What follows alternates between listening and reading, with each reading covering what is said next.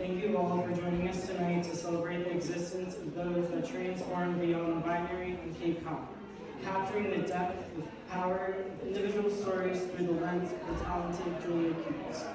My name is Hayden, and I go by they, them, theirs, or he, him, his pronouns, and I identify as a trans and queer individual who happened to grow up on the Lower Cape and have lived there for most of my life. Being my true authentic self started a little over 8 years ago, although my story began the day I was born when the doctors assigned me my first label, female. As the years went by, the more uncomfortable I felt in my body, with no words or understanding of what was going on. I was left feeling lost and an outcast for years to come. Growing up on the Cape, I struggled to feel like I belonged. At the end of middle school and beginning of high school, I started to navigate my sexuality. Despite coming to terms with some aspects of who I was never able to say in the words that felt true to me. Another label, lesbian, never seemed to stick.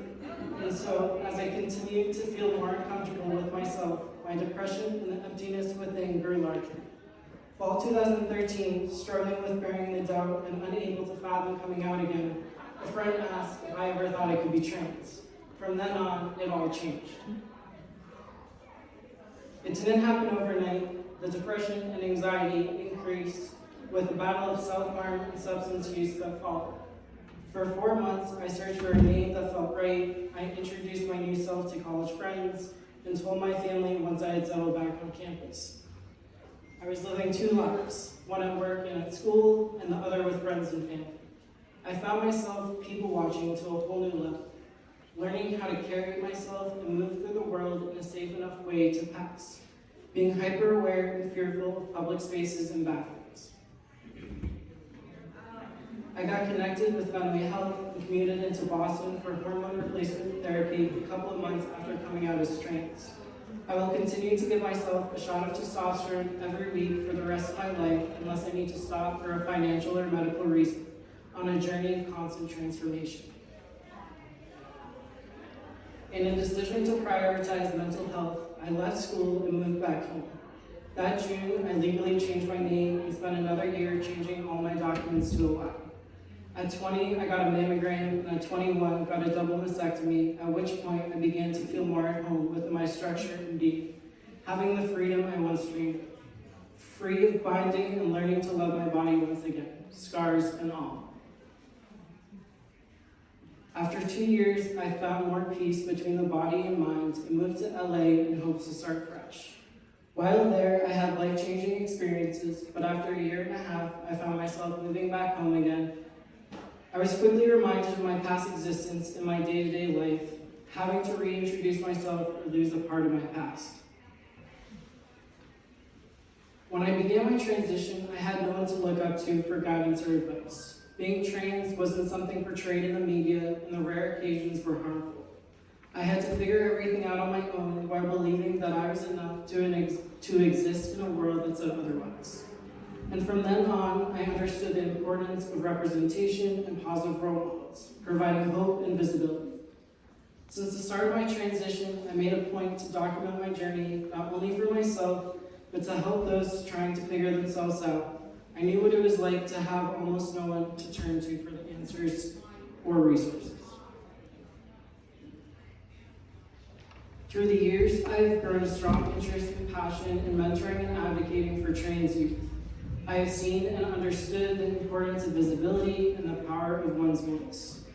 From being there for those starting their transition, whatever that may look like, to talking to parents who are struggling to understand their child's thoughts and feelings.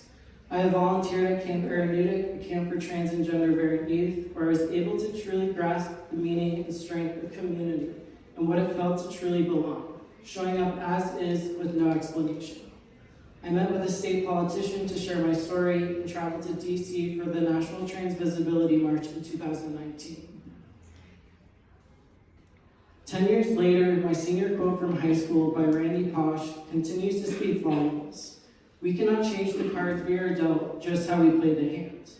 I never chose this life or all that came with it. I didn't choose to lose friends or have conflict with family members in order to find my truth. I didn't ask for the financial costs and discrimination that came along with it. I didn't want to have to prove myself time and time again, fighting society at every turn for my place to exist without ridicule. We can't control the cards we're dealt, only how we play the hand. Because at the end of the day, all we have is ourselves, and that has to be enough. Although this journey has been anything but easy, I can say it has given me the strength to be me. The best thing about transitioning was finding my true authentic self, being unapologetic, visible, and outspoken. Over time, I've learned that there is no finish line. Instead, a constant journey of evolution, filling with hopes for true inner peace and happiness, as well as being surrounded by support, care, respect, and validation. An NBC News article from last month stated that state lawmakers have proposed a record 238 bills this year that would limit LGBTQ+ Americans' day-to-day lives, more than half of those being against trans individuals. We deserve to be able to pee in peace, play on the sports teams that align with our gender identity, and have access to healthcare, employment, and housing without having to constantly fight for our basic human rights. Now imagine you're just a kid, trying to be free in a world where all you hear is fear and hatred towards your truth. Having to dig deep for the strength and courage to carry on and be your true authentic self is no feat. Our trans and gender variant youth need us. Our trans and gender variant youth of color need us. They know who they are. They just need someone to listen and be there for them. And the simple act of honoring someone's name and pronouns can make all the difference. According to the Trevor Project's 2021 National Survey on LGBTQ mental health, transgender and non-binary youth who reported having pronouns respected by all the people they lived with attempted suicide at half the rate that those did not have anyone who respected their pronouns. More than half of transgender and non-binary youth have seriously considered attempting suicide in the past year. Our trans and gender variant youth need to be embraced with an open heart and mind and deserve to be lifted up for living their truth. It's not typically a smooth or easy path forward, and that's exactly why it's so crucial that they receive that extra care, respect, and support. To the trans and gender variant youth out there, please know your feelings are valid and you're not alone, no matter what you or anyone else may believe from time to time. You deserve to grow old and live a life full of beauty and happiness, to experience unconditional love. Stay true to yourself and know that things will get better. It's a lifelong journey, so be patient and dig deep to find healthy ways to take care of yourself along the way, and never forget you are more than enough. I've spent the majority of my life on Cape, and one consistent need and want was a sense of community. Ultimately, it was a big reason for me to chase after that in other places. But the power behind this photo project has brought community to the focus, uncovering hidden pieces in a place I call home, something unimaginable. I'm hopeful for our youth and the surrounding community. I can't express what it means to experience this project firsthand, never mind be a part of it. My biggest hope is that you leave here tonight with the intention to show up for the trans individuals that you may cross paths with in your lifetime. How will you support some of the most vulnerable and marginalized people, especially trans women of color? The dream is to live in a world where everyone is embraced for their differences and can just be as is, existing in a world with less hate and more love. Let us lift one another up for all that we are, instead of tearing one another down for what we are not. Thank you.